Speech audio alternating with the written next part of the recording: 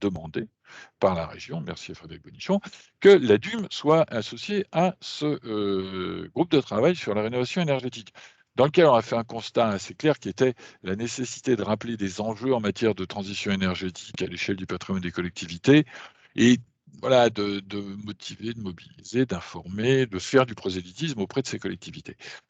Auprès des élus, auprès des services, et y compris dans un contexte où évidemment on avait un certain nombre de nouveaux élus, soit nouveaux dans leur fonction ou pas nécessairement au fait complètement de ces enjeux. Bon, dans un contexte qu'on connaît, qui est assez vibrionnant sur le sujet, le décret tertiaire, la mise en concurrence des achats d'énergie, des soutiens publics aussi, notamment au niveau de l'État, importants sur le sujet de la rénovation énergétique. Donc voilà, ça méritait, il y avait vraiment des enjeux et de la matière pour travailler là-dessus, donc d'où l'idée et le montage de cette web série. 6 épisodes, format court 1 heure, créneau de 12h à midi, bon, généralement considéré comme plutôt accessible, et structuré autour d'apports théoriques, d'illustrations via des témoignages, on en aura aujourd'hui, avec un jeu de questions-réponses. 3 premiers épisodes nous ont permis de rappeler les enjeux en matière de rénovation énergétique, le cadre réglementaire avec notamment le décret tertiaire, la nécessité, l'intérêt de définir un schéma directeur d'intervention avec un programme d'action.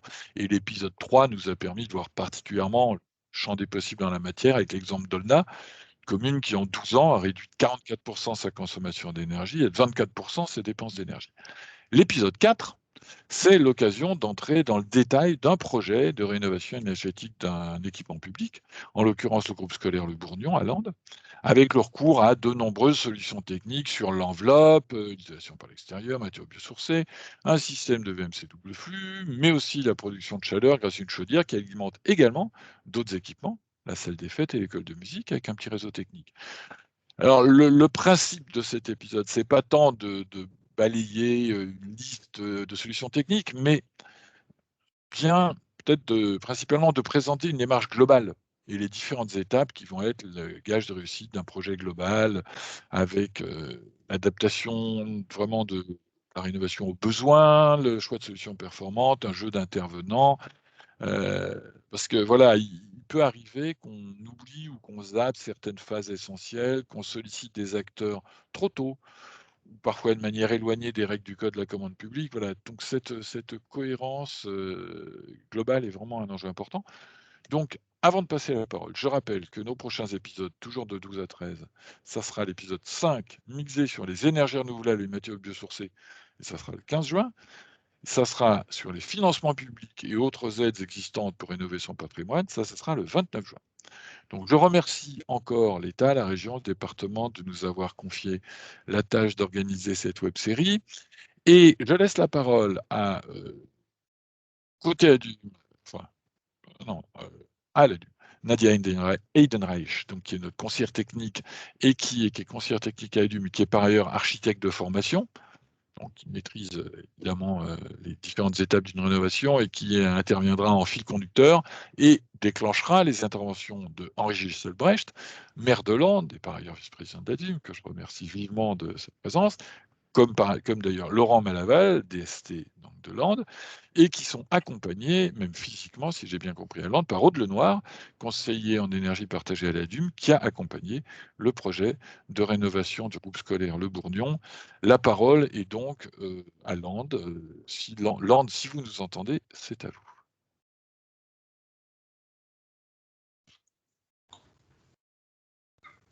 Ah, on vous voit. Oui, Oui, Et bonjour, ça marche. bonjour à tous. Donc Laurent Malaval, le directeur des services techniques. Il me semble que je crois que c'est Nadia qui devait démarrer, si je peux me permettre. allez, On je la reprends la... présentation et ensuite, effectivement, on aura grand plaisir, parce que nous avez sollicité, à répondre, enfin, à partager avec vous notre expérience. Merci. Merci de me reprendre et pardon à toi, Nadia. Allez, je reprends le micro alors. Bonjour à tous. Eh bien, effectivement, je vais assurer le fil conducteur en fait de cette présentation. Donc, comme disait Rémi, aujourd'hui, l'objet, c'est vraiment d'intervenir et de vous expliquer comment se construit un projet de rénovation énergétique, hein, qui est vraiment la clé pour atteindre les objectifs. On parle des critères tertiaires, on parle de différents sujets. Donc, aujourd'hui, on parle vraiment de choses très concrètes. Donc, vous voyez sur la présentation présentation cette articulation qu'on a décidé d'identifier en 4 étapes. Donc, on suit vraiment les étapes de construction du projet. On rappelle ces étapes de construction. Et puis, finalement, on rentre un petit peu dans le détail et on aborde la question de comment on s'y prend. C'est vraiment une question par un retour d'expérience qu'on a, nous, sur le terrain des élus. Donc, je vous propose de rentrer en fait dans le vif du sujet. En préalable, juste une petite introduction, puisqu'on souhaitait définir aussi ce que c'est une rénovation énergétique globale. Aujourd'hui, dans la définition qu'on souhaite développer dans la présentation, on parle vraiment d'une intervention qui se fait à la fois sur l'enveloppe et les systèmes. On parle vraiment d'une démarche globale qui intègre à la fois de la conception et des travaux, mais vraiment sur l'ensemble du bâtiment et pas tant au sens réglementaire. Donc, on souhaitait quand même aussi mettre l'accent sur l'aspect réglementaire qui a été évoqué dans le précédent webinaire. Épisode. Il existe une définition de la rénovation thermique globale sur le bâti existant au sens de la rénovation thermique. Donc, vous voyez ce qu'on appelle le RT global. Donc, cette obligation d'engager la rénovation énergétique, elle se fait sur certains bâtiments. Donc, on est sur des bâtiments de plus de 1000 m². D'après 48 aussi, et dont le coût des travaux de rénovation dépasse un certain seuil. Donc, on a une idée autour de 320, 330 euros du mètre carré, qui oblige à passer en fait sur une rénovation énergétique au sens de la réglementation thermique. Donc voilà, on dépasse le 1 million d'euros, 1,4 million sur des opérations de 1000 m². Donc voilà, dans ces grosses opérations-là, on est au sens de la réglementation. Il existe aussi une réglementation thermique élément par élément qui s'impose sur tous les travaux qui se réalisent sur des bâtiments. Et puis, il y a un petit dernier qui est un peu plus récent, qui est l'obligation d'isolation qu'on a appelée très simplement. C'est tout simplement quand on intervient sur du bâtiment existant, sur des travaux type toiture, ravalement de façade, eh bien, il y a une obligation d'embarquer des travaux d'isolation. Donc, on ne peut plus simplement ravaler une façade. Donc, quand vous êtes au-delà de 50% de la surface, en toiture, en façade, vous êtes obligé de réaliser des travaux d'isolation. Donc voilà, c'est un petit zoom, on va dire, de l'aspect réglementaire. Nous, on est bien sur la rénovation énergétique globale, au sens d'une démarche, avec bien sûr le petit zoom sur le décret tertiaire, on l'a évoqué sur l'épisode 3, cette obligation qui se fait pour les bâtiments de plus de 1000 m² et sur les ensembles de bâtiments, éventuellement moins de 1000 m², sur une unité foncière. Donc, on est vraiment dans l'articulation du passage à l'opérationnel pour atteindre les objectifs du décret tertiaire. Alors, je vous disais, un projet, 4 étapes dans la réalisation d'un projet. Donc, la première, on est vraiment sur la naissance du projet. Donc, finalement, c'est une étape qui parfois peut être longue, parfois courte. Ça peut être simplement une intention. Mais c'est un aspect important à avoir en tête, c'est de qu'est-ce qui a déclenché, qu'est-ce qui a fait émerger le projet. C'est vraiment la clé pour nous de la réussite, c'est de savoir d'où on part, pourquoi on part. Donc, identifier les éléments, on va dire, déclencheurs du projet. Ça peut être un besoin, des besoins. Ça peut être, par exemple, les profils énergétiques qu'on réalise aussi, qui permettent de mettre l'accent sur certains bâtiments et faire émerger certains projets. Ça peut être aussi des obligations, on parle de l'aspect réglementaire. Le décret tertiaire va nous obliger à agir. Donc, c'est aussi l'émergence du projet. Ça peut être aussi des opportunités, par exemple des cessions de bâtiments, des extensions d'écoles qui nécessitent de restructurer l'école dans sa totalité. Donc l'idée, c'est vraiment à ce stade-là de se rappeler pourquoi on souhaite lancer une opération. Ça peut être aussi un projet de mandat au niveau des élections et de bien définir les contraintes et les bénéfices de ce projet. Et c'est vraiment, on insiste sur ce point-là, ça doit être le fruit d'un projet municipal avec une volonté politique forte dès ce stade-là, avec l'idée d'engager bien sûr qui sont les parties engagées, les élus, les citoyens, les partenaires associatifs. Donc à ce stade-là, c'est aussi se rappeler dans les différentes phases qui vont suivre du pourquoi de cet engagement du projet. Donc on va voir avec la partie illustration comment Land a abordé cette question-là et ce qui a fait qu'ils ont décidé de se lancer sur cette rénovation. Donc à vous, Land.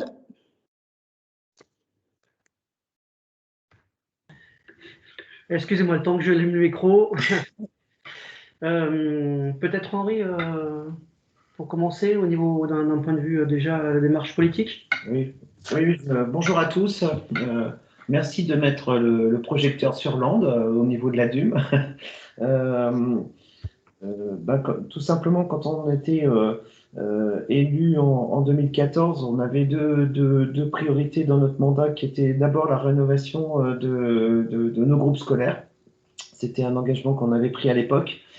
Et deuxièmement, deuxième engagement, c'est de le faire dans le cadre du développement durable et des économies d'énergie, qui aboutit notamment à deux choses en 2015. D'une part, l'adhésion de la commune à la DUM, qui remonte à 2015 et qui, je vais passer très vite, mais nous a fait un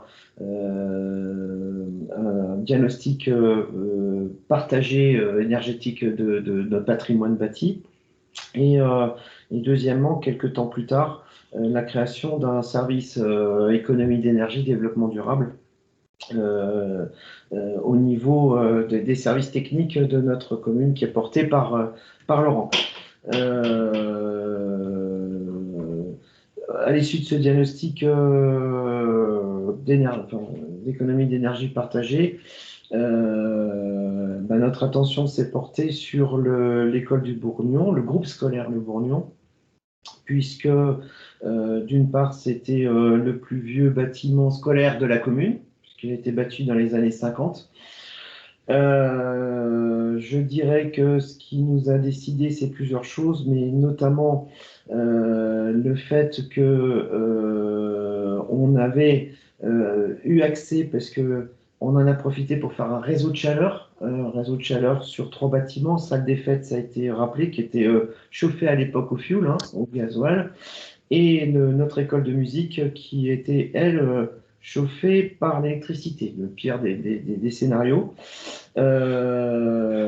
Et donc ce réseau de chaleur avec une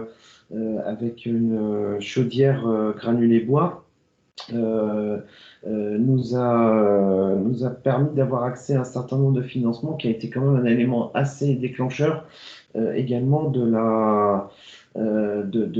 cette rénovation. Donc une volonté politique forte, oui, pour mettre en œuvre une rénovation ambitieuse. Et puis on avait souhaité aussi politiquement mobiliser les acteurs autour de ce projet, et en particulier enseignants, parents d'élèves qui ont été fortement associés au projet, puisque ça a également permis de répondre à une demande qui était la création de deux préaux sur l'école maternelle et sur l'école l'école maternelle et l'école élémentaire, pardon. Voilà.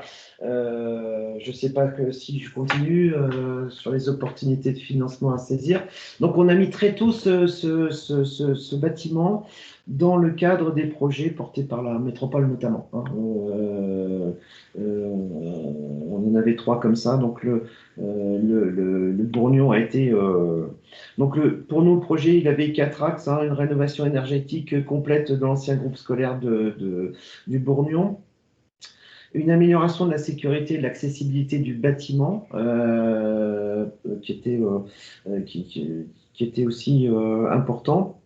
Donc la création d'une chaufferie bois mutualisée entre les 3 bâtiments, le groupement scolaire Bourgnon, l'école de musique, notre école de musique et la salle des fêtes, et avec le remplacement notamment d'un réseau de radiateurs sur l'école de musique qui était chauffé à l'électricité. Voilà pour la volonté politique. Je ne sais pas si du point de vue technique, tu veux rajouter des choses, Laurent ou Aude. Voilà. Tu as dit beaucoup de choses, oui, mais c'est très bien. Je vais pas reprendre, du coup, je vais juste compléter ce que disait Henri, J.C. Drex. Du coup, c'est vrai que ce qui a été l'élément déclencheur, c'est dans la faisabilité et dans l'exécution de ce projet, c'est quand même l'association avec la DUM, qui est un élément essentiel. Puisqu'on a pu, dans le schéma global, définir effectivement des profils énergétiques de chaque bâtiment. Et c'est ce qui a permis effectivement de finaliser certains choix qu'on avait plus ou moins quand même visés, mais qui nous ont permis de nous affirmer les choix qui devaient être faits sur notamment un équipement, comme le disait Henri, qui était le plus vieux groupe scolaire de Landes, mais qui surtout aussi en plus grand nombre aussi d'élèves. Il y avait effectivement une chaudière fuel à l'époque, et c'était aussi pour nous une cible importante Sur les quelques bâtiments où il en reste plus que 2 d'ailleurs maintenant, un autre groupe scolaire et une ancienne halte garderie, sur lesquels on envisage de faire des conversions aussi. Et du coup, l'idée après a émergé de faire une préétude. Et c'est là aussi, en rencontrant une autre personne de la DUM, qui est Pierre Besson, où on a commencé à travailler sur la préétude, qu'on a imaginé pouvoir faire ce réseau technique, donc le réseau de chaleur, pour aller aussi chauffer avec cette chaufferie du groupe scolaire, 2 bâtiments qui étaient totalement à proximité et dont le foncier nous appartenait, qui est l'école de musique qui était en tout électrique et la salle des fêtes aussi qui était sur une autre énergie. Et c'est là aussi qu'on a commencé aussi à travailler avec Aude sur le périmètre avec des allers-retours entre les élus et les utilisateurs. Et après, ensuite, on a défini le périmètre aussi, donc des travaux, mais aussi le périmètre surtout de la mission qu'on avait donnée au maître d'œuvre et comment on voulait qu'on souhaitait qu'elle soit constituée, hein, pour pouvoir arriver à nos objectifs communs, puisque du coup, on a aussi constitué un comité technique et un comité de pilotage systématiquement à différentes étapes qui ont été validées systématiquement aussi pour pouvoir avancer et en temps et heure utile des délais qui nous avaient été fixés et pour pouvoir aussi que ce projet soit aussi celui des utilisateurs, puisque c'est eux qui vivent le bâtiment, hein.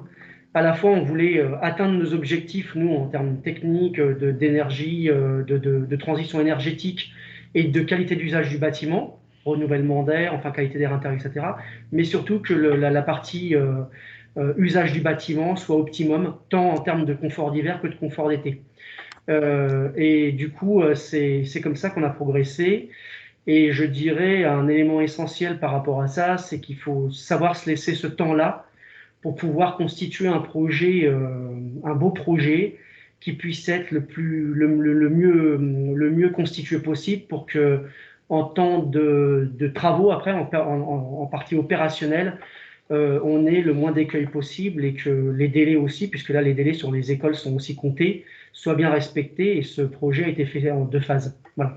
Je vais peut-être me stopper sur cette partie-là. Je crois que ça fait la bonne transition, Nadia, avec justement la façon d'organiser les choses derrière. Tout à fait, c'est une très bonne transition et on voit la subtilité de passer d'une étape à une autre et aussi la nécessité de bien avoir en tête ces étapes pour qu'il y ait une suite logique et qu'à chaque étape, les validations et finalement ce qui a fait l'essence du projet ne soient pas perdues. Donc, écoute, on passe à la deuxième étape, si l'ordinateur veut bien, voilà, sur la définition du périmètre du projet, ce qu'on a appelé. On appelle ça aussi vulgairement, ou plus synthétiquement, la programmation. Donc, c'est une étape qui est parfois mise en avant, parfois un petit peu rapidement passée pour passer directement en maîtrise d'œuvre. Et on pense que c'est vraiment, avec la deuxième étape que je développerai après, les 2 points vraiment essentiels.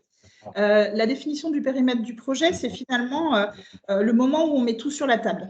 Et pas que la question énergétique, parce que c'est important de se dire qu'une rénovation énergétique, c'est aussi l'occasion de mettre à niveau le bâtiment, de se reprojeter dans les 15, 20, voire 30 ans à venir. Donc, c'est aussi une remise à niveau du bâtiment.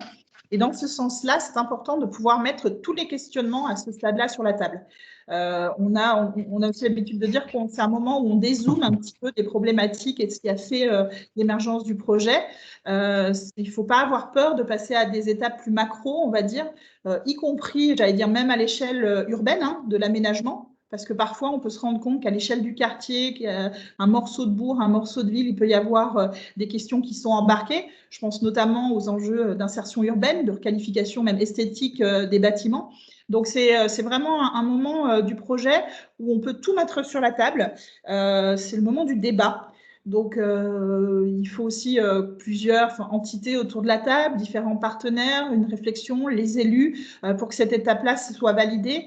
C'est crucial puisque c'est la transition, c'est le moment où on transcrit les besoins, les idées et confronté à la réalité vers quelque chose d'opérationnel.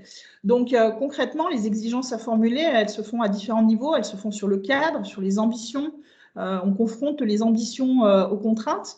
on objective le projet. On parlait tout à l'heure de périmètre, c'est important. Quel est le périmètre du projet? Est-ce qu'on considère que c'est simplement une petite échelle au niveau du bâti? Est-ce que pour les groupes scolaires, on embarque aussi la question des cours d'école? On sait que ces questionnements sur les îlots de chaleur aujourd'hui et le confort d'été des bâtiments qui ne se limitent pas qu'au bâti, mais aussi sur ce qui se passe dans sa périphérie proche est importante. Donc, la questionnement sur le périmètre, le planning aussi, puisqu'on sait que le projet va devoir s'adapter, notamment sur les groupes scolaires, à cette question du planning. Définir les besoins, ça paraît un petit peu anecdotique et assez évident, mais en fait, c'est vraiment la base. Hein. Quels sont les besoins? On fait finalement converger tout ça dans un même projet.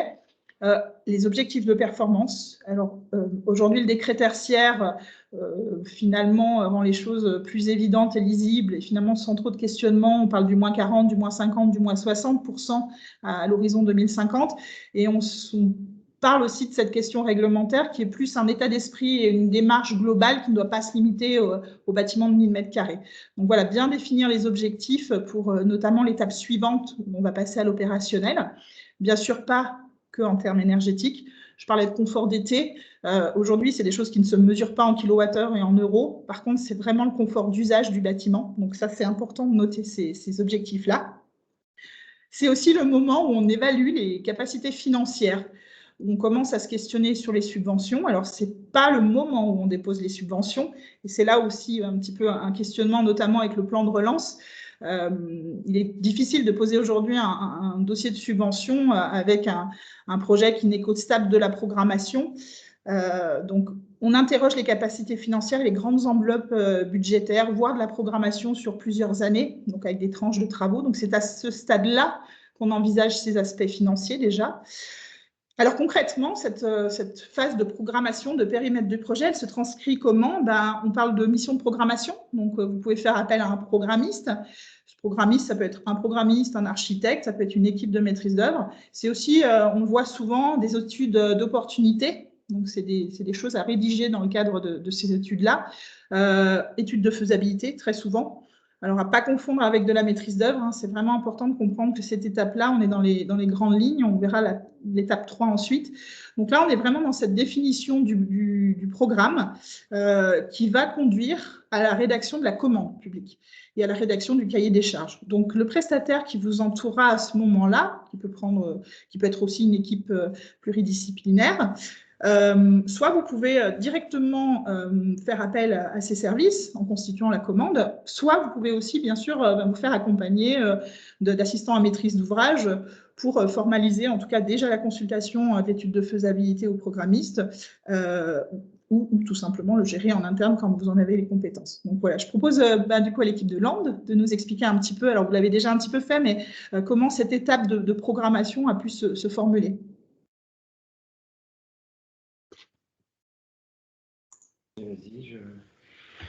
C'était compliqué. Donc la programmation, du coup, elle s'est faite.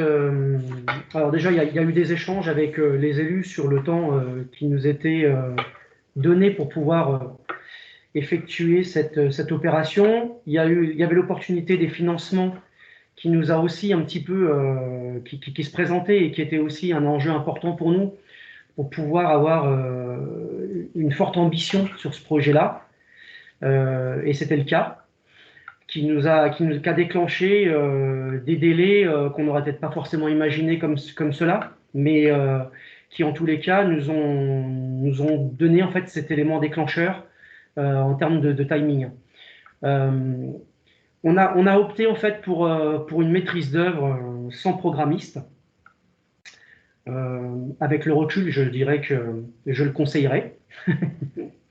Mais du coup, on a pu établir avec ce maître d'œuvre un travail de fond important, parce que justement, comme il y avait les subventions, il fallait qu'on puisse faire des matrices, notamment au niveau des DPGF, par rapport à le nombre de subventions qu'il y avait, pour pouvoir s'y retrouver facilement après dans la conduite du chantier, dans les paiements et dans les transmissions des pièces après aux subventionneurs.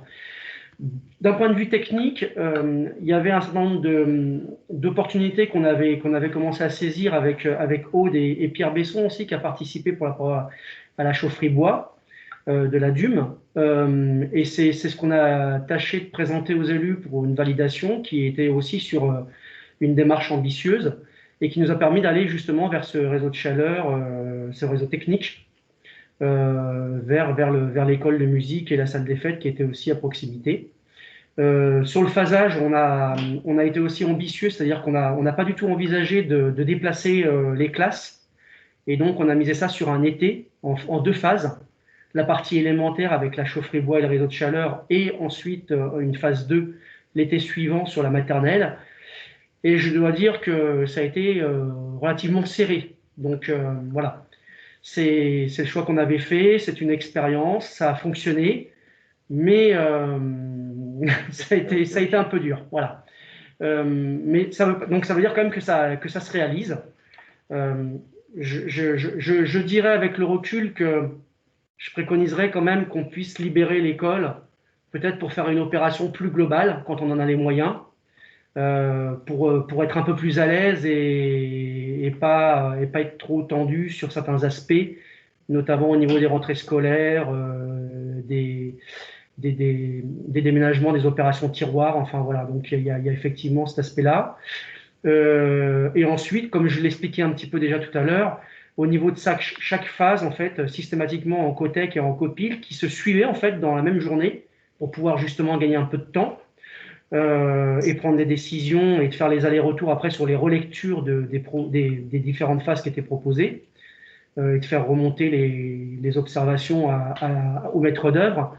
Ça a été systématiquement concerté et je pense que c'est ce qui a été aussi à l'origine de la réussite du projet, puisqu'en fait, il y a maintenant une vraie satisfaction sur ce groupe immobilier et on a opté, alors je ne sais pas si j'en parle maintenant, mais par rapport aux matériaux biosourcés, on n'était pas dans l'obligation de le faire, notamment par rapport au FEDER, puisqu'on avait choisi plutôt la version d'opération globale.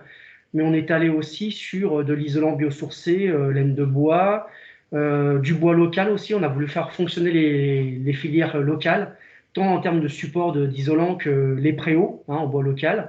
Les vêtures aussi. Il y a des vêtures qui sont aussi en bois sur certaines parties des façades.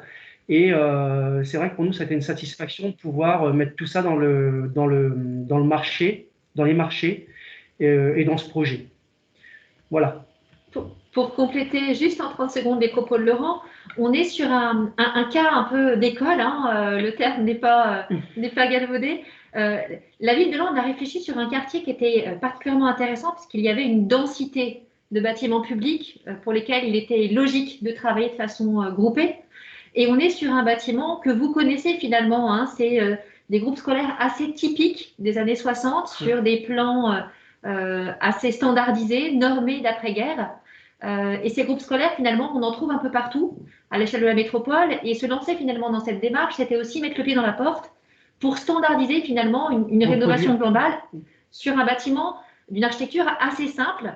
Donc, il paraissait évident quand le projet a commencé à naître que travailler globalement sur l'enveloppe, ça allait être gagnant pour faire quelque chose de performant à l'échelle de ce bâtiment-là. Juste pour rajouter, en fait, tout à l'heure, on parlait du confort d'été et du confort d'hiver. À l'issue de cette opération-là, on est en train de réfléchir, justement, on parlait des cours tout à l'heure, Nadia en parlait. On est en train justement de monter un projet de cours et de s'inspirer de la cour Oasis. Je ne sais pas si certains en ont peut-être entendu, notamment sur la ville de Paris, pour désimperméabiliser et végétaliser, pour venir compléter justement cet équipement, enfin la rénovation énergétique de cet équipement. Et juste à titre d'expérience et retour de qualité d'usage en fait du bâtiment, la directrice de l'élémentaire en juin dernier me disait qu'ils avaient l'impression d'avoir la clim en fait dans le bâtiment, puisqu'on a changé toutes les fenêtres, on a isolé donc avec un ITE et on a surtout une centrale de traitement d'air à double flux à haute performance qui a été installée et avec des réglages où on peut aussi aller jouer justement sur la surventilation la nuit, enfin voilà, donc on est en train de travailler sur tout ça, sur l'inertie du bâtiment et d'améliorer et de peaufiner encore ces réglages. On te laisse la parole, Nadia. Allez, on passe à l'étape 3. Donc l'étape 3, on a vu que la phase de programmation était très importante pour pouvoir formuler la commande et les exigences, vraiment formaliser ce qu'on va demander finalement aux équipes qui vont réaliser le projet. Maintenant qu'on sait ce qu'on veut faire et pour combien, eh bien, on passe à l'opérationnel. Donc c'est ce passage à l'acte qu'on évoque sur la phase 3. Alors, on a choisi dans le cadre de cette web-série de développer le passage à l'acte par un montage, on va dire, opérationnel classique qu'on rencontre très souvent sur notre territoire, donc avec une maîtrise d'œuvre, avec une équipe avec multiples compétences en maîtrise d'œuvre. On verra dans la diapositive suivante qu'il y a d'autres montages qui existent. Donc, pour repartir sur ce sujet de la maîtrise d'œuvre, on sait qu'il faut s'entourer de diverses compétences. Souvent l'architecte et le mandataire de l'équipe. On a les bureaux d'études sur les fluides et sur la thermique qui viennent apporter leurs compétences sur l'aspect énergétique. On a les économistes de la construction, les bureaux d'études structure. On a aussi maintenant des bureaux, on va dire HQE, sur l'environnemental, sur cette question du sujet plus large de l'approche environnementale. Donc, c'est vraiment le choix, et c'est vous qui écrivez le cahier des charges, des compétences que vous souhaitez avoir autour de la table. Et puis concrètement, le déroulé de la mission de maîtrise d'œuvre en 2 grandes étapes. On va dire qu'il y a la première étape qui est l'étape des études, qui est vraiment très importante, puisque c'est là où tout se fige, tout se cale, y compris financièrement. Et puis l'étape des travaux, qui a tout autant d'importance, avec des prestataires, enfin des interlocuteurs supplémentaires qui sont intégrés à la démarche, donc qui sont les entreprises. Donc simplement pour revenir très rapidement sur la phase des études qui sont réalisées, on pense qu'à la manière de bien respecter ces 4 étapes de projet, il est aussi important de bien valider et de bien suivre les étapes qui sont très codifiées dans la loi MOP, qui sont bien détaillées, et de les valider, et de ne pas arrêter des étapes pour ne pas avoir des machines arrière à faire ou des étapes qui iraient un peu trop vite. Donc, j'ai distingué 2 étapes qui me semblent vraiment importantes à valider et qui doivent nécessiter une discussion avec les différentes parties prenantes. C'est la phase d'APS, ce qu'on appelle APS, donc avant-projet sommaire. Donc, c'est une phase où finalement la maîtrise d'œuvre va être force de proposition et va comparer différents scénarios, différentes pistes, va vous présenter un projet et puis toutes les variantes qui peuvent se faire. C'est un moment important parce que c'est à ce moment-là qu'il y a une restitution du diagnostic. Il faut aussi vérifier la conformité à la demande, au cahier des charges. Et c'est à ce moment-là que finalement, il y a des premiers arbitrages cruciaux pour le projet qui se font. Donc, très important de valider cette phase APS pour pouvoir enclencher la suite, qui est vraiment, on avance finalement un peu en entonnoir sur une phase plus opérationnelle, qui est la phase APD, avant projet définitif. Donc, l'APS et l'APD sont englobés dans ce qu'on appelle les AVP. Donc, quand vous verrez un contrat de maîtrise d'œuvre, vous savez que la mission AVP est distinguée en APS et APD. Cette phase APD, elle est particulièrement importante puisque c'est le retravail, on va dire, du projet par la maîtrise d'œuvre sur la base des validations qui ont été faites en APS. C'est à ce moment-là que s'enclenche le montage administratif et financier du projet. Vous avez dû voir sur les différents dossiers de demande de subvention la nécessité de produire des devis d'entreprise ou en tout cas un projet, une estimation en phase APD. En théorie, en APD, on n'a pas les devis d'entreprise, puisque c'est dans une étape suivante, c'est au niveau du projet et du DCE qu'arrivent les devis d'entreprise. Au stade APD, vous avez une estimation détaillée, avec vraiment des documents d'estimatifs détaillés qui sont produits par la maîtrise d'œuvre. Donc, c'est à ce stade-là que vous pouvez déposer, que devraient être déposées les demandes de dossiers de subvention. Donc, vous voyez, dans l'avancée d'un projet, on est déjà vraiment à un niveau de maturité avancé du projet, puisque c'est à ce moment-là que le permis de construire, la déclaration préalable ou l'AT est déposé. C'est aussi à ce stade-là que normalement, au pro, qu'il n'y a plus de modifications substantielles du projet qui doivent être faites pour pouvoir vraiment passer à la mise en œuvre concrète du projet. Ensuite, on bascule sur la phase travaux. Donc, c'est aussi une étape très importante puisqu'on nous questionne sur comment garantir l'atteinte des objectifs. On sait qu'un projet bien conçu doit être aussi bien réalisé. Et c'est à cette étape-là que notamment le rôle des entreprises et aussi de la maîtrise d'œuvre sur le chantier est très importante. Cette phase de travaux, finalement, elle s'achève par l'acte de réception de l'ouvrage qui est une phase clé et qui va nous emmener ensuite à la mise en exploitation. Donc, c'est vraiment la réception, la remise des dossiers d'ouvrage exécutés, ce qu'on appelle les DOE, de tous les essais, les mises en service qui vont pouvoir garantir que le bâtiment qui a été bien conçu est maintenant bien réalisé et prêt à l'exploitation avec le niveau d'exigence qui lui avait été destiné. Donc, je propose à nouveau à Land de nous donner un petit peu l'illustration de cette étape de maîtrise d'œuvre et l'enchaînement et peut-être des petites astuces et un petit retour d'expérience. Alors, on va essayer d'être effectivement sur un retour d'expérience qui pourra éventuellement profiter à la plus grande partie. Pour revenir, Nadia, sur les différentes phases, il y a une phase effectivement qui me semble aussi très importante pour lesquelles il faut prendre le temps. Il faut prendre le temps pour toutes, surtout, hein, de bien pouvoir les relire, rééchanger, mettre les observations et faire des retours. Mais la phase diagnostique est aussi très très importante. Parce que c'est la phase aussi où on va s'assurer que le maître d'œuvre est bien passé partout, a bien tout analysé, y compris des contraintes pour faire les plans d'exécution par la suite, pour pas avoir de surprise aussi en phase chantier. Donc ça, c'est une phase très importante et pour laquelle il faut du temps. À titre d'exemple, on a à peu près eu 18 mois sur ce projet, de la naissance du projet à la recherche d'un maître d'œuvre et puis pour pouvoir après faire réaliser les travaux. Pour ma part, je pense qu'il faut bien plutôt 2 ans, puisqu'il y a des étapes pour nous qui ont été un peu rapides, mais qui étaient un peu dues aux financeurs, mais là, ça avait tout son sens.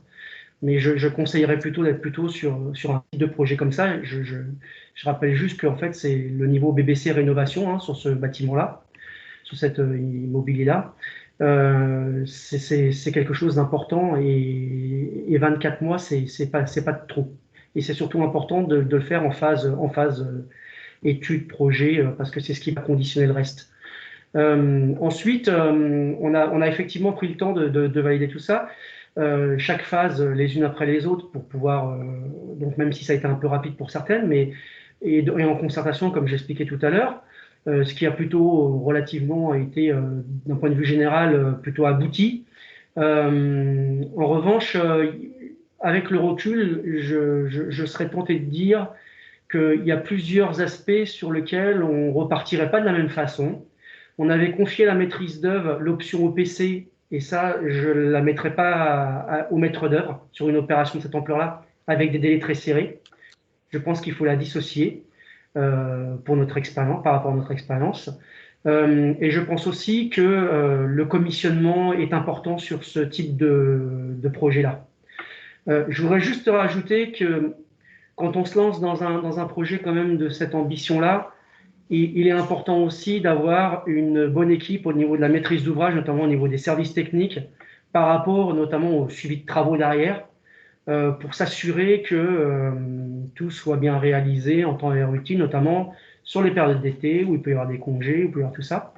Et je compléterai aussi mon propos par le fait que sur tout le long de la phase étude, même sur les débuts de phase chantier, Aude de la DUM a été aussi beaucoup présente pour les ajustements, pour qu'on puisse échanger sur tous ces ajustements et cette mise en œuvre pour qu'elle soit optimum. Voilà.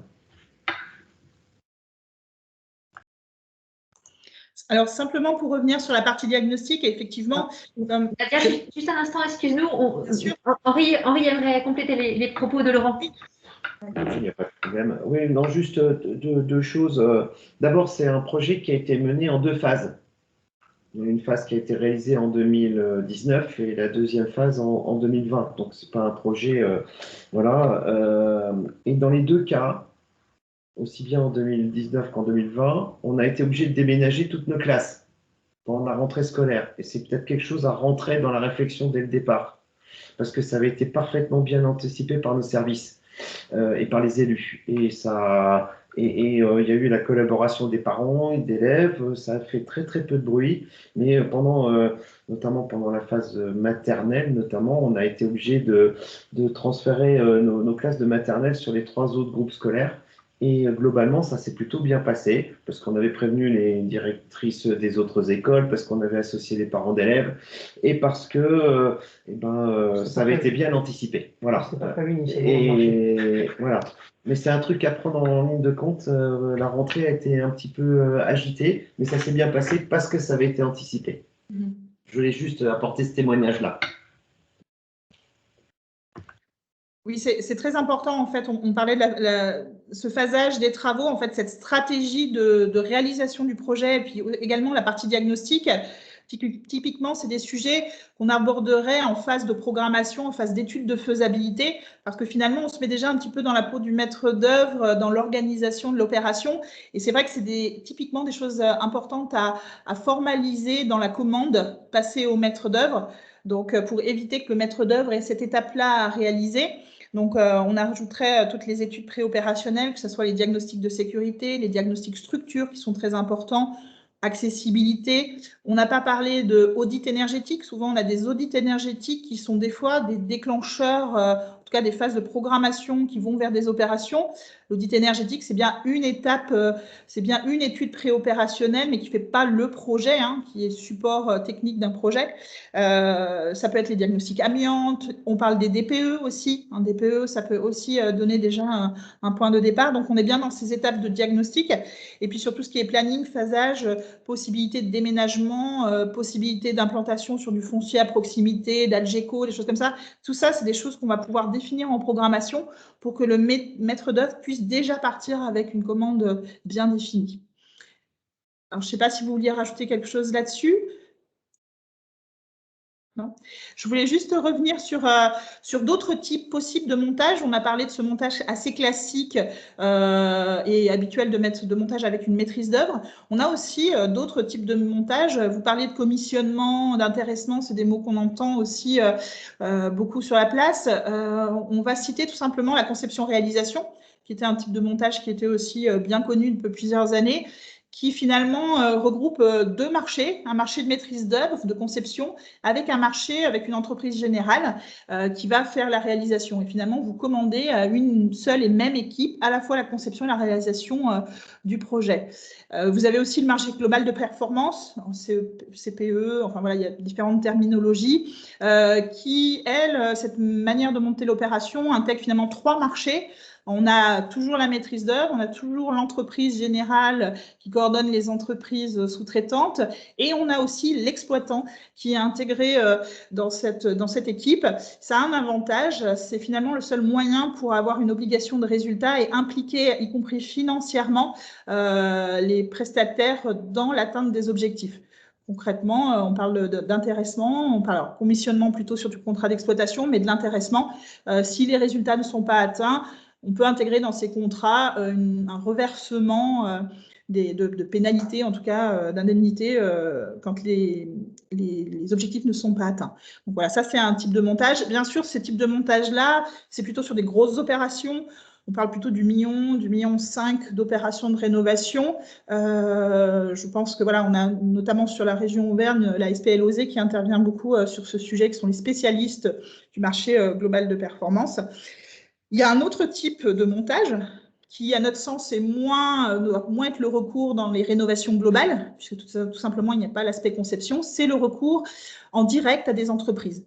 Donc, on a vu certains travaux se réaliser par le remplacement de composants, de fenêtres, isolation, de façon isolée. Donc, on est plus dans le cadre de remplacement de composants et d'opérations de gros entretien du patrimoine. Bien sûr, on améliore la performance énergétique du bâti, puisqu'on améliore les composants qu'on met en œuvre. Par contre, on n'est pas dans cette réflexion vraiment de la rénovation globale qui est l'opportunité de traiter à la fois l'enveloppe, les systèmes et d'injecter aussi une remise à niveau complète du bâtiment, y compris sur l'aspect fonctionnel et esthétique. Voilà, sur les façades, par exemple. Donc, moins adapté à la rénovation globale. Voilà. Je ne sais pas si vous aviez des remarques là-dessus, peut-être sur le choix du montage. Vous n'avez pas le son. Oui, pardon Nadia, non, c'est un beau panorama. C'est vrai que classiquement, la loi MOP, c'est ce à quoi les collectivités pensent en premier. Mais sur des des objectifs aussi performants, effectivement, il faut peut-être commencer à réfléchir à d'autres procédures pour pouvoir, j'allais dire, transposer le risque et être sûr que on arrive à la fin à un bâtiment tel qu'on l'a commandé au début. Je vois l'heure qui tourne, donc du coup, je raconte pas plus. Allez, dernière étape, et pas la moindre, qui est parfois un petit peu délaissée, et je pense que voilà, on essaie vraiment d'intervenir aussi, c'est tout simplement la mise en exploitation. Je vous parlais tout à l'heure de la phase clé de la réception des travaux. On a tendance à croire qu'un bâtiment réceptionné est parti pour 10 ans, puisque c'est la durée de garantie de parfait achèvement, et que pendant 10 ans, on n'a plus rien à faire. Finalement, c'est un petit peu là où l'histoire commence pour les collectivités et les gestionnaires de bâtiments, puisque on vous remet l'ouvrage et c'est à vous de piloter la Formule 1 qu'on vous a remis. Donc, vraiment, l'idée de ce passage en exploitation, de la réception des travaux, c'est comment on s'assure en fait de l'atteinte des objectifs. Puisqu'on sait que par plusieurs retours d'expérience, on a parfois des objectifs annoncés de réduction des consommations. Parfois, on n'atteint pas la cible, parfois, on ne l'atteint pas très largement. Donc, l'idée, c'est vraiment d'assurer en fait cette phase de réception, notamment par tout ce qui est les PV de réception, les tests, les équilibrages de réseau, voilà, la phase de régulation aussi de tout ce qui est GTB, GTC, donc tout ce qui est gestion technique du bâtiment, de la programmation, et puis aussi de vérification de conformité des travaux. On parle je pense notamment à la VMC. Finalement, est-ce qu'elle a bien été mise en œuvre? Est-ce que les mesures de débit au niveau des bouches sont les bonnes?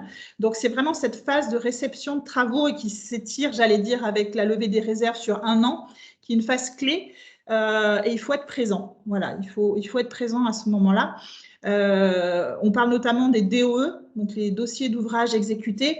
C'est finalement le début du carnet de santé du bâtiment. C'est ce qui va vous donner vraiment le détail de tout ce qui a été mis en œuvre, des réglages, et c'est finalement le début de la vie de l'exploitation pour le bâtiment.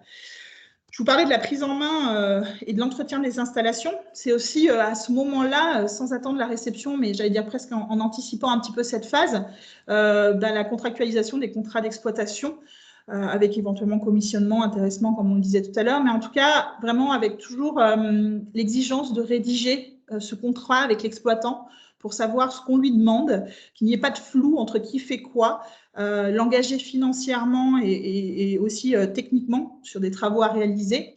Alors, attendez, hop, je suis désolée, c'est repasser en arrière. Voilà. Les contrats d'exploitation, je disais, donc c'est vrai qu'ils ont parfois tendance à mettre un petit peu de temps à être mis en place. Alors parfois, les collectivités ont du personnel en interne, mais parfois pas. Et c'est vraiment aussi du travail de spécialiste aujourd'hui avec les systèmes qui sont mis en œuvre. On parle de pompe à chaleur, de géothermie, de ventilation double flux, remplacement des filtres. Enfin, c'est des choses qui doivent vous parler. Il y a aussi un aspect qui est très important, c'est la sensibilisation et la formation des usagers. On sait que c'est en très grande partie la garantie d'avoir des usagers impliqués de l'atteinte des performances. Donc aujourd'hui, alors les usagers, ça peut être la maîtresse ou la directrice d'école qui va utiliser la programmation, ça peut être aussi le référent technique, ça peut être les parents d'élèves, les enfants. Donc aujourd'hui, c'est très large, mais c'est un point qui est vraiment intéressant aussi à aborder, savoir comment on applique ces usagers et à quel niveau d'implication et finalement de responsabilité on les implique. Un aspect qui est aussi très important, pour s'assurer de l'atteinte des objectifs de performance, il faut savoir savoir les quantifier. Donc là, on a parlé, nous, de l'aspect énergétique, c'est notre cœur de métier, donc c'est concrètement, est-ce que les consommations sont en rendez-vous et la facture en euros, puisque les choix seront aussi dans l'aspect financier et pas que sur la performance dans l'absolu des kilowattheures. Et puis, ne pas hésiter à impliquer la maîtrise d'œuvre au-delà de la réception des travaux. C'est important, on a des garanties aujourd'hui qui courent sur les bâtiments. Il y a la période de parfait achèvement qui est la première année de mise en route de bâtiments. Ne pas hésiter à impliquer la maîtrise d'œuvre dans la formation, mais aussi dans la rectification de certaines peut-être dérives de consommation ou de confort. Par exemple, des VMC double flux qui ne fonctionneraient pas correctement, une sensation d'inconfort, de froid. Voilà, donc vraiment impliquer la maîtrise d'œuvre dans son ensemble et les entreprises. Donc ça, pendant l'année de parfait achèvement, de façon légitime. Il y a la garantie de bon fonctionnement qui est de 2 ans aussi. Donc sur tous les systèmes, ne pas hésiter à rappeler les entreprises quand il y a des soucis de fonctionnement ou de la non-atteinte d'objectifs. Et puis bien sûr la décennale, mais bon, voilà, ça c'est un petit peu plus anecdotique. Donc vraiment un accent mis sur cette mise en exploitation et sur ce suivi du bâtiment, avec bien sûr aussi l'idée non seulement de bien le piloter, mais aussi de pérenniser l'ouvrage dans le temps. Donc là, on repart sur 25-30 ans. Donc c'est aussi se poser la question du plan d'entretien de ces bâtiments, du gros entretien, de la grosse maintenance sur ces 20-30 ans, notamment dans le cadre de PPI ou dans un budget de fonctionnement. Voilà. Alors, pour Land, un petit retour. Nadia, je rajouterais, du coup, par rapport à tes propos, Est-ce que tu peux juste passer le diaporama Nadia, on est resté coincé sur une diapo qui s'intitule « Autre type de montage ». Ah, alors, il est passé normalement. Synchronisation. Alors, voilà. Bon, mais c'est pas grave. c'est pas grave, on avance. Alors, je ne sais pas. Synchroniser. Non, mais il faut le temps que ça arrive à Land, c'est tout. Je souhaiterais apporter quelques précisions aussi Voilà. par rapport à l'expérience de Land, c'est-à-dire que dès le départ, on a souhaité aussi que le projet soit analysé en coût global. On parlait tout à l'heure de la maintenance. Ça, c'est important aussi de savoir, bien entendu, combien vont coûter les travaux, mais combien va nous coûter le bâtiment à la suite et ce qui nous coûtait avant. Donc, on a fait ce comparatif-là pour aussi faire des choix par rapport aux objectifs qu'on avait. On a aussi intégré dans la qualité en fait, de l'étude une STD, une simulation thermodynamique aussi, pour savoir aussi exactement comment le bâtiment allait vivre. On a aussi fait de la pédagogie tant en phase d'études qu'en phase après vie du bâtiment quand il a été livré auprès des utilisateurs, parce qu'en fait on a quand même un peu changé de fonctionnement à l'intérieur, c'est-à-dire que les fenêtres, il n'y en a plus qu'une qui ouvre sur les 4 ou 5 de chaque classe, pour justement pas aller contrarier la centrale de traitement d'air à double flux à haute performance. Sachant qu'en plus on a un satellite de cuisine, donc du coup on a en plus une soufflerie d'équilibrage qui est rajoutée en plus sur ce bâtiment-là pour pas négliger l'équilibre complet du traitement d'air. Et d'ailleurs à ce sujet-là, on avait avant les travaux fait des mesures de qualité d'air intérieur, et on en a fait aussi après. Ça c'est très intéressant en termes de mesures aussi, comme on a fait la caméra thermique avant et après, et ça c'est très parlant.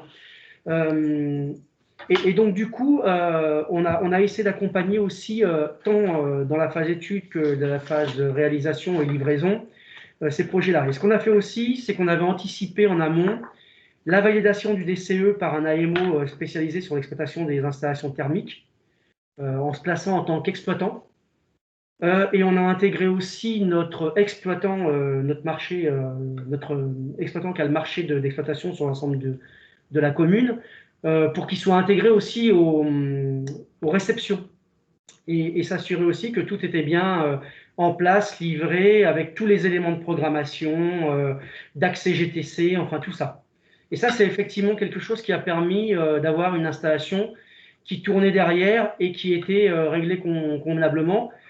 Et pour compléter et finir après là-dessus, on a surtout aussi sensibilisé les utilisateurs à tout de suite nous faire remonter quand il y avait des choses qui ne leur semblaient pas logiques, tant en termes de température que de fonctionnement, pour qu'on puisse immédiatement apporter des corrections et régler au mieux l'utilisation, enfin les installations pour l'utilisation de ce bâtiment.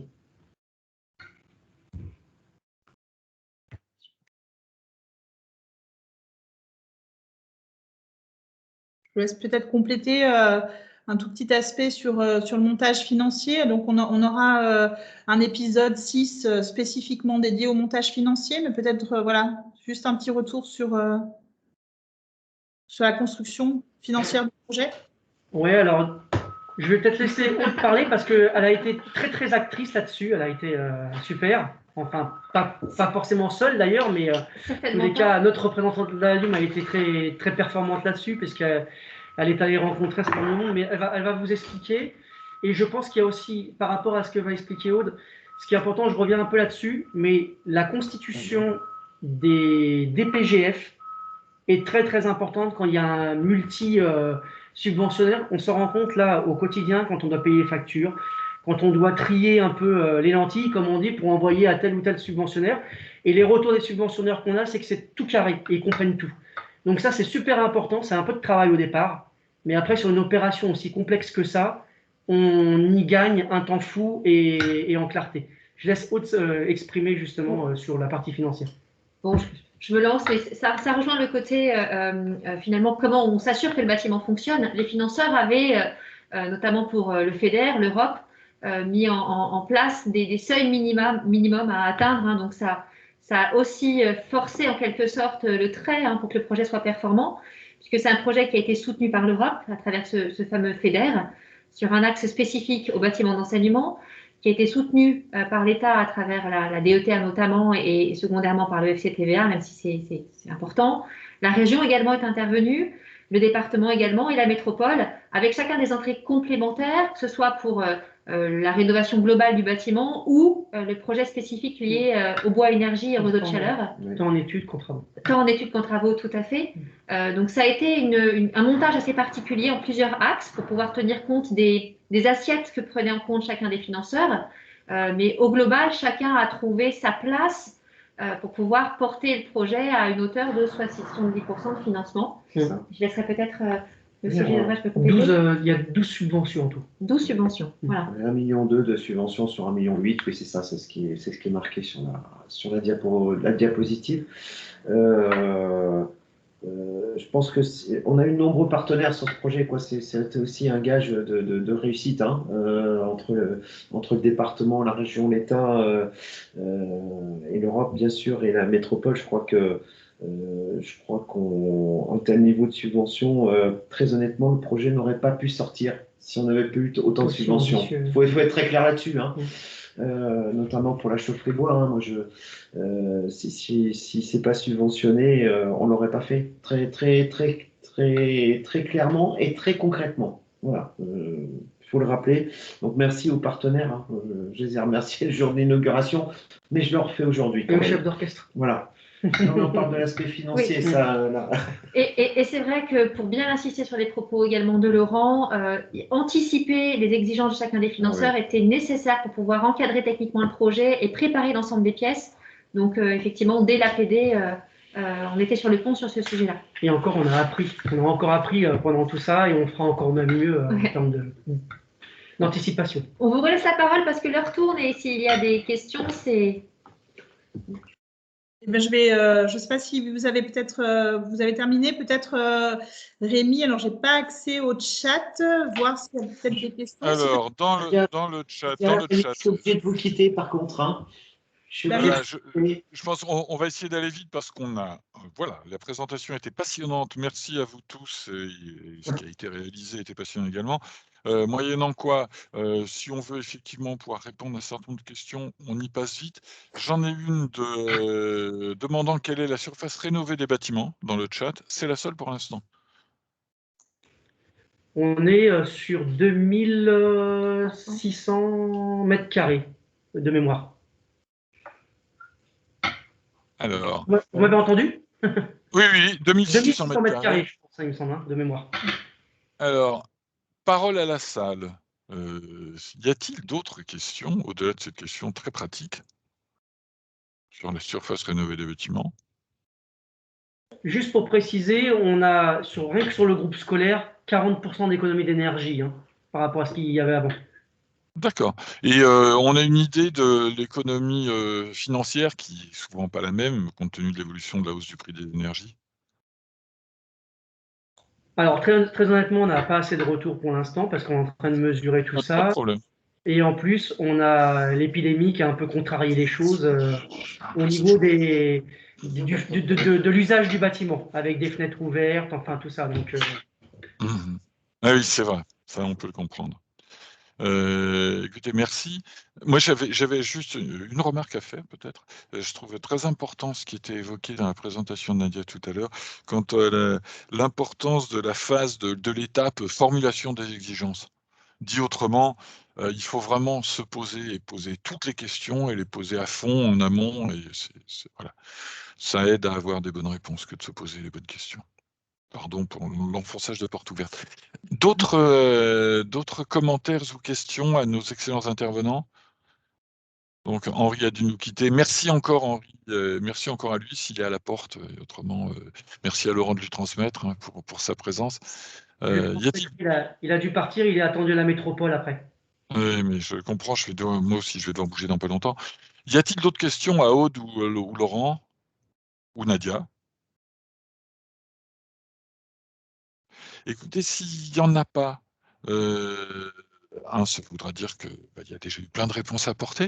Et je vais vous remercier de nouveau tous. Je vais remercier nos intervenants, Henri, Laurent, Nadia, Aude, et vous tous qui avez bien voulu participer encore nombreux à ce webinaire. Je vous rappelle les dates suivantes.